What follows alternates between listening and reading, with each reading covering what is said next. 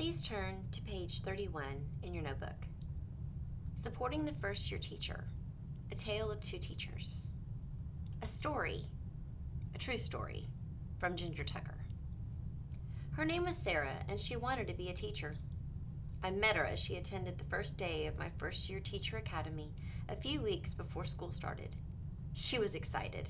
She was nervous. She wanted to make a difference.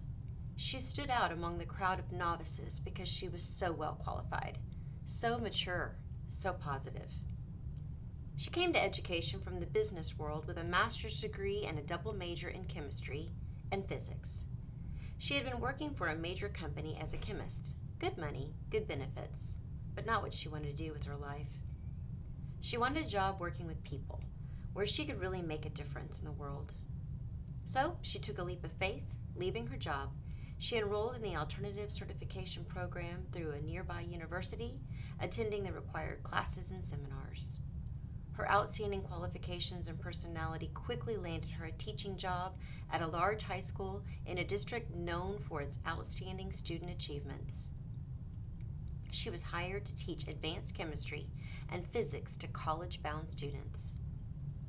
She couldn't wait to get to the classroom and share her expertise with students interested in science. Even though she had not taken education courses and had not done student teaching, after our first 2 days of training and preparation, she felt very confident. She was assigned a mentor teacher whose classroom was nearby and who taught in the same department. A part of Sarah's tuition in the alternative certification program paid the mentor a nice stipend. Sarah was already with a classroom management plan, discipline management plan, lesson plans, posters, and projects. She was so excited to be a teacher, to be able to really make a difference. A few days before school started, she called me in a panic.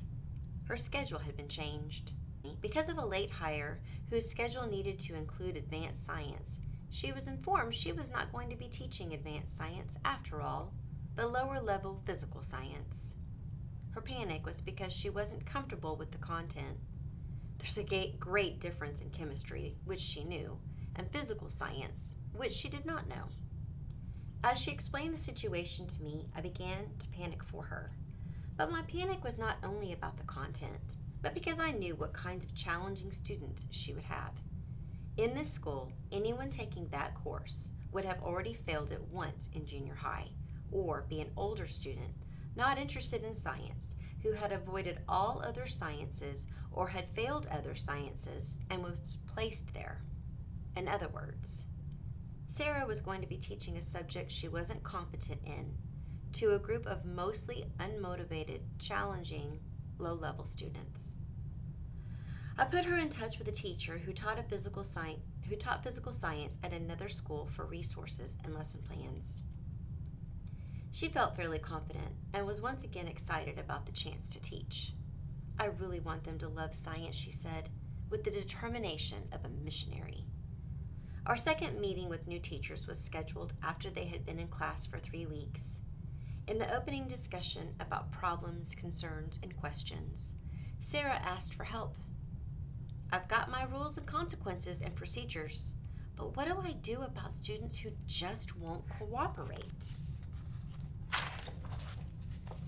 She was seeking answers in the professional, problem-solving manner I had come to expect. We discussed several ideas for intervention and motivation for lower-achieving students. She was grateful and left with a renewed determination. Back she went to try everything she knew how to do with every bit of energy she had. I watched Sarah month by month lose every ounce of confidence and enthusiasm she had for teaching. She was silent in the September meeting, as new teachers were discussing little triumphs and joys. As we discussed new strategies for dealing with students who will not cooperate, she asked, "But what if it's more than one student who won't cooperate? What if it's all of them?" Again, we sat together and strategized. I gave her everything I had, everything I knew. Sarah said, "I'm just not doing it right. Nothing's working." The assistant superintendent, known for her past successes with just such students, joined us discussing other possible solutions. Again, she left with a new plan, but less determination and much less confidence. She was late to the October meeting. When she did arrive, she looked ill. When I checked on her at break, she told me she had been sick, but she was doing a little bit better now.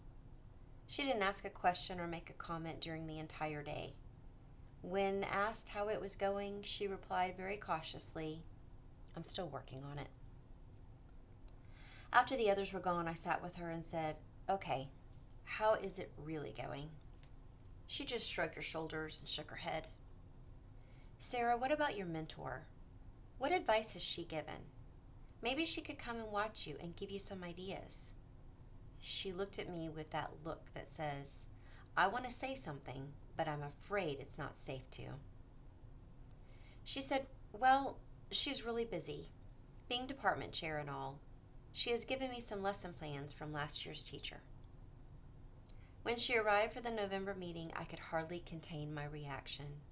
She was in sweats, with her hair pulled back in a wet ponytail and no makeup. She was a completely different person than the one who joined the group in July. She dutifully did what was asked, but offered nothing and asked no questions. She couldn't stay to talk. Part of my work with that district was in-class observation and feedback. I had visited everyone but Sarah by the end of November. She kept canceling and rescheduling. Finally, by the 1st of February, I insisted, "Sarah, I have visited everyone except you, and I must turn in my report. Please don't worry or be nervous. Remember, I'm not evaluating you. I'm only here to offer help." So we set a date. When I arrived at her room, she came to the door and told me to sit anywhere. Without ever making eye contact, she said, "This is going to be terrible. This is a terrible class." I offered, "Would you like for me to come to another class?" "No. This is the best one I have." I cannot begin to describe for you what I observed. I was sickened as I watched this precious, once determined young woman struggling and suffering through almost an hour of pure hell. Without being politically incorrect, let me just say this was the most challenging group of students I had ever seen in one place at one time in all my years, including the classes at the Youth Detention Center, which, by the way, had guards on duty in every classroom and only a small number of students. I would challenge the best teacher in America to teach and manage this group of 30. I think even Harry Wong would have taken one look and said, "Forget procedures, I quit." Here was Sarah, trying everything she had been taught, doing everything she could, and failing every day. The worst part is that she thought it was her fault. She thought that there was something wrong with her. After observing the class, we agreed to meet in the conference room. On my way to meet her, I was trying to decide how to begin our conversation and how I could encourage her. You know, you're supposed to start with the positives. Before I could say a word, she held up her hands and, with tears filling her eyes, said, "Don't even say a word, Ginger. I know it was horrible, but you don't have to waste your time on me anymore. I'm quitting as soon as school is out." I tried. "Wait, Sarah, please don't give up yet. Maybe a different assignment or school." I would have quit at semester, but I couldn't get another job anywhere. I've been so stressed and so sick, and my marriage is not going well. "Oh, Sarah, I'm so sorry. Please don't be. It's not your fault. I just hate this job. I hate this school, and I hate those kids. And I can't wait to get out of here." "Sarah, you do have a very difficult assignment. It's not your fault that things didn't go as well as you wanted. What about your mentor? Wasn't she any help to you?" "Mentor? Don't you mean Raptor? I stay as far away from that lady as I possibly can. She not only doesn't help me, but she's always reminding me of the school standards. Oh, and yeah, that my contract is different than everyone else's, and that I'd better get it together if I wanted to get certified. Oh, sure, she's been loads of help." "Have you talked with the principal?" "Yeah, but he doesn't care. He doesn't know. He just told me to go to my mentor." What a crime. Someone who wanted to be a teacher, with all her heart, was set up to fail, and did. I believe she had what it took to be a good teacher. One of the characteristics of effective organizations is that they give people jobs they can do and then train and support them to do the job. She was given a job she could not do and received no training or support to do it. 3 strikes. There is a leadership quote that puts it this way: put a good person in a bad system, and the system will win every time. The system won this time. Another statistic. Another teacher dropped out of the ranks, adding to the crisis percentages we were already dealing with. Sarah did leave education. She went back to the real world again, making a nice salary and benefits, and is very sour on education. Do you blame her? We all failed her. And by the way, Sarah's not a statistic. She is a person, and that should matter. Now let me tell you about Tommy. He was in the same first-year teacher academy as Sarah. He appeared every bit as bright and capable as she did on those first few meetings before school started. But here's the difference in the outcomes. Tommy was given a job he could do, the training, and the support to do it. And did he ever? He wanted to teach upper elementary and was hired to teach 5th grade with a team of 3 other teachers.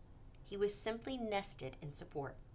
One of his team members was a veteran teacher with decades of experience and a mother's heart. Another teammate, his mentor, had taught about 12 years and was dynamic. The 3rd team member was a new teacher from 2 years before. Those 3 women took him under their wing, creating such a network of support that to fail, he would have had to be completely incompetent and unwilling. They made it almost impossible for him to fail. They met daily to plan, monitor, and adjust. They created an environment where it was safe to learn, it was safe to be successful, and safe to fail. They attended conferences together, planned lessons together, team taught, and observed each other teach.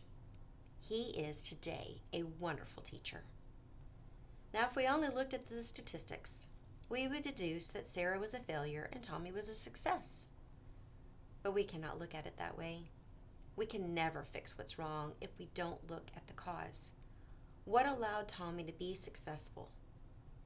What caused Sarah not to be?